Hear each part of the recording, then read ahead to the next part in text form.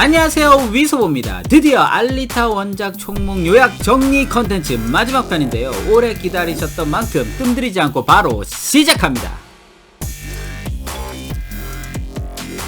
갈리는 양산형 춘두와 대결을 시작합니다. 같은 기갑수를 쓰는 양산형과의 대결에서 한쪽 눈과 한쪽 팔, 그리고 한쪽 다리를 잃어버리고 수세에 몰리는 갈리. 양산형은 갈리에게 마지막 일격을 날리는 갈리의 위기를 두고 볼 수 없었던 루는 양산형 턴들을 조정하고 있던 PC에 총을 쏴버리고 그 틈을 타서 갈리는 기적적으로 승리합니다. 이 때문에 루는 오퍼레이터에서 해임되고 의료감찰센터에서 치료를 받게 됩니다.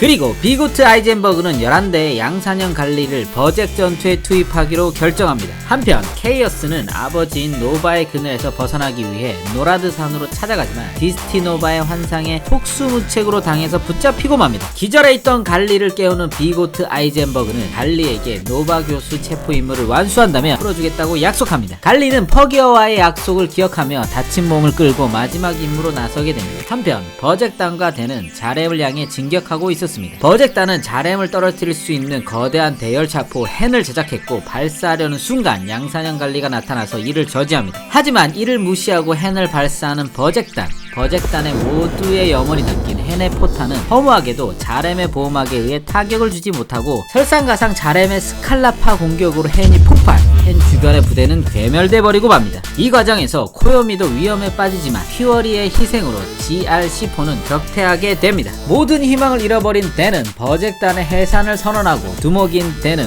홀로 자렘을 공격하기 위해 진격을 합니다. 자렘의 군대를 뚫고 만신창이가 되어 자렘의 물자 공급 튜브를 베보려 하지만 튜브를 베어내지 못합니다. 댄은 자신이 자랑스럽다며 케이어스에게 돌아가지 않고 기계 몸에서 최후를 맞습니다. 갈리는 비고트의 지시대로 노바 교수의 본거지인 화강앙담으로 잠입하다가 죽은 줄 알았던 저슈거를 만나 전투를 벌이게 됩니다. 하지만 이것은 디스티노바가 준비한 자기 자신의 업의 미궁 우로보로스였고 노바는 갈리가 뇌 속에서 저슈건과 결투를 벌인 동안 갈리의 육체를 손에 넣게 됩니다. 한편 국장은 노바에게 당신은 최고의 두뇌라며 우주 통치기구 레더에서 노바 당신을 VIP로 꼭 데리러 오라고 했다고 전합니다. 노바는 레더쯤 되면 좋은 제안이라고 생각한다며 돌아가기로 결정하고 가기 전에 갈리의 뇌를 시험해보고 싶다며 해체하려고 합니다. 한편 갈리는 우로보로스 속에서 저슈건과의 결투를 승리하고 다시 깨어납니다. 갈리가 자신을 살해하려고 하자 노바 교수는 이드 이야기를 합니다. 갈리는 노바에게 자레민의 비밀이 무엇인지 물어보고 노바는 진실을 알려주겠다며 자신의 두개골을 자르기 시작합니다. 그리고 알려진 충격적인 진실은 자레민은 우생학적 관리를 위해 19세에 성인식을 거쳐 뇌를 빼앗고 기억을 복사한 칩을 심는 수술을 한다는 것이었습니다. 이런 사실은 의료감찰국에 의해 완전히 은폐되고 있었으며 노바는 그 사실을 알고 자렘에서 탈출해서 하르마의 연구를 시작한 것입니다. 이 사실을 보고 충격을 받은 국장은 자신의 머리를 잘라 사실을 확인하고 미쳐버리고 맙니다. 그 모습을 우연히 보게 된 튠두 팀 역시 자레민의 비밀을 알았기 때문에 의료감찰국에 의해 살해당하게 됩니다. 덕분에 갈리는 통제에서 벗어나 자유로운 상태가 됩니다.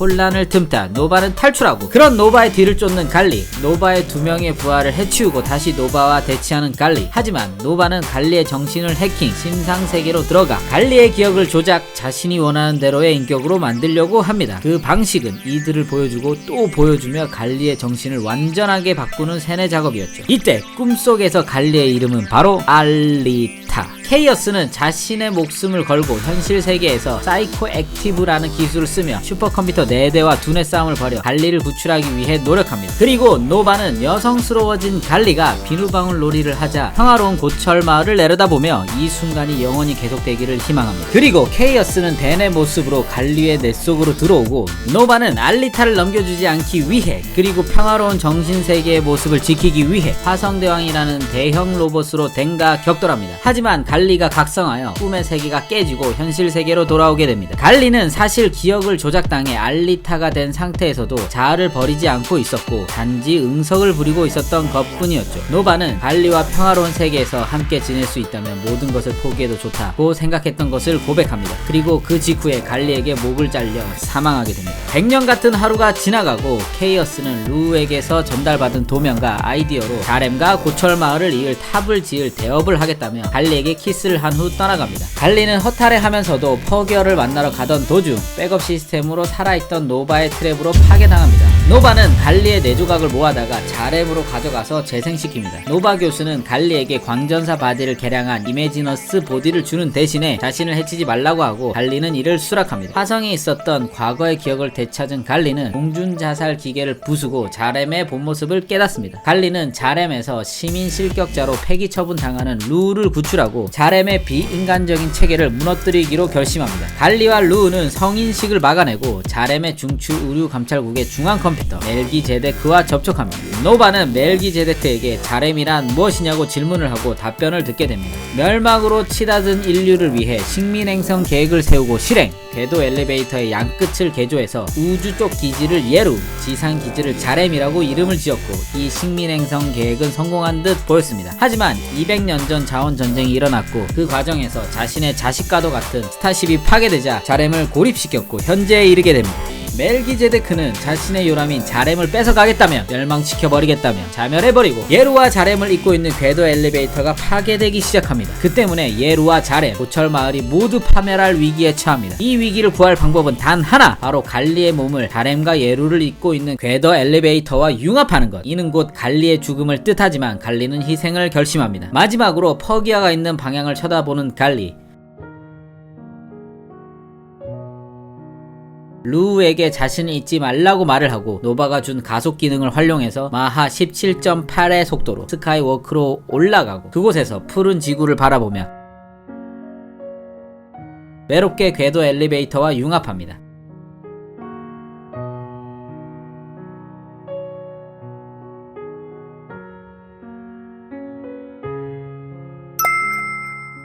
몇 년이 지나고 코요미는 버젝 전기라는 베스트셀러 책을 출간하고 프리랜서 카메라맨으로 살아갑니다. 다음 책으로 갈리 전기를 쓰려고 하고 있죠. 케이어스와 루는 결혼하고 고철마을은 벡터와 케이어스가 다스리게 됩니다. 자렘탑은 건설이 되었고 예루는 관광 명소가 되었습니다. 퍼기어는 갈리를 찾아 예루까지 올라왔고 코요미와 미쳐버린 노바 교수를 만나게 됩니다. 갈리의 행방을 물어보는 퍼기어를 피해 노바를 뒤쫓는 코요미와 퍼기어, 그를 쫓다가 예루의 깊숙한 곳에 도달하고 그곳에서 나노머신의 나노 열매를 발견하는데 그 나무 열매 속에는 놀랍게도 인간의 몸을 하고 있는 갈리가 있었습니다.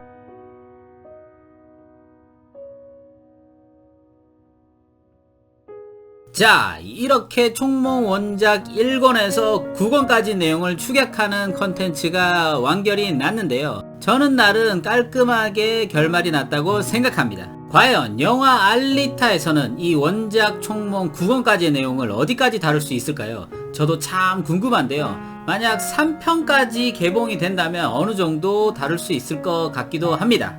이 뒷이야기가 궁금하시면 총몽 2부 라스트 오더를 보시는 걸 추천드립니다.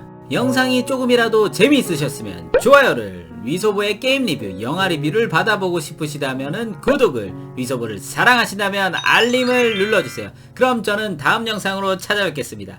빠잉!